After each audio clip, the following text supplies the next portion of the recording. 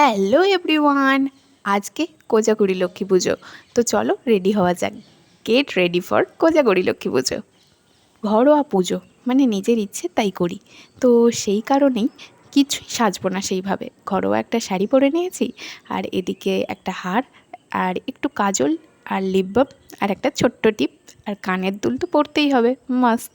তো ছোট্ট একটা কানের দুল পরে নিলাম, অ্যান্ড ফাইনালি আমি হয়ে গেছি রেডি। ও হ্যাঁ, এখানে বলে দিই 130 সাবস্ক্রাইবারের জন্য অসংখ্য অসংখ্য অসংখ্য ধন্যবাদ। তোমরা কিন্তু এইভাবেই আমাদেরকে সাপোর্ট করতে থাকো, পাশে থাকো। আর লাস্টে পরে নিলাম চুড়ি।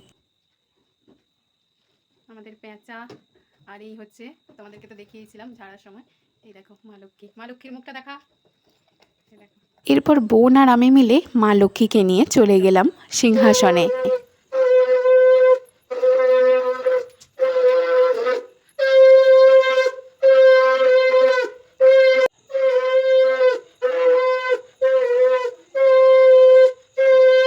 মা লক্ষ্মী তার আসন গ্রহণ করলো, আর তোমাদেরকে আরেকবার ভালো করে মা লক্ষ্মীর মুখটা দেখিয়ে দিলাম। এটা আমার নিজের হাতে গড়া, তাই যেমনই হোক খুব ভালো লাগে।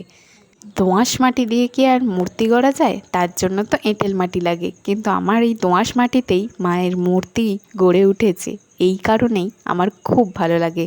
তো যাই হোক, এরপরে প্রসাদের জন্য মা বসিয়ে গেছিলো এই নারকেলটা, আর আমি সেটা একটু নেড়েচেড়ে দিচ্ছি, কারণ মা গেছে নিচে। আর অনেক অনেক অনেক ধরনের রান্না করা হয়েছিল মায়ের ভোগের জন্য। রান্নার ভারটা মায়েরই থাকে, আর আমার এইসব গোছানো গুছিনির ভার থাকে।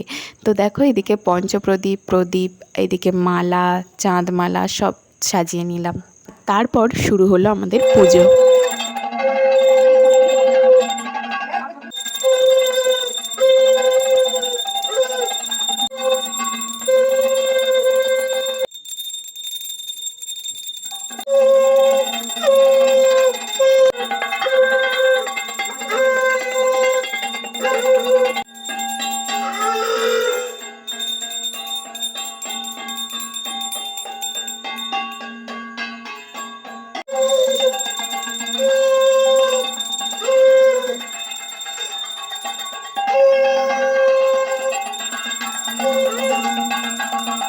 এরপর পুজো শেষ হলে বোনেরা বেরিয়ে গিয়েছিল দেশের বাড়িতে লক্ষ্মী ঠাকুরের উদ্দেশ্যে, আর আমি আর মা বাকি কাজটা করছিলাম।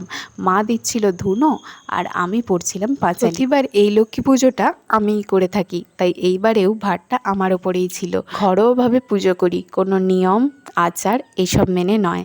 তো আজকের এই মিনি ব্লগটা তোমাদের কেমন লাগলো অবশ্যই জানিও, আর ভালো লাগলে সাবস্ক্রাইব করে দিও। বাই।